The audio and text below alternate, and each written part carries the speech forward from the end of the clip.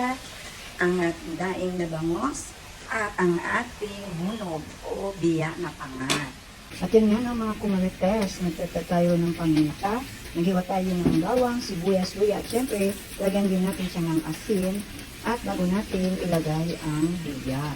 Ayan. I-arrange lang natin siya.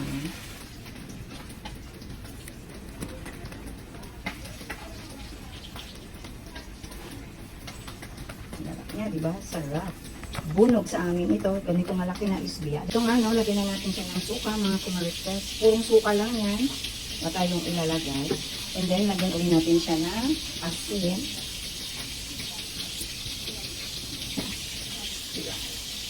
At ayan, lagyan natin siya ng paminta. Nabusan na tayo ng paminta. Ayan. And of course, sili green. Labuyo. Or labuyok mo na kayong green. Ayan, maanghang. Para may anghang ang ating isda, ang pangat. Hindi katulad ng mga pagmamahal ng asawa ninyo or boyfriend. Wala nang anghang, kayo walang init. Char! At syempre, isa lang natin siya ng mga kumarites. Ayan, pakula lang natin siya. And let's see mamaya, no? Patuluyuin natin bago lagyan ng konting used oil. Used oil like pork or kahit isda. Mas malasa kasi, no? Ayan, let's check ang ating niluluto, mga kumarites. Ayan, papabanyan lang natin siya hanggang matuyo.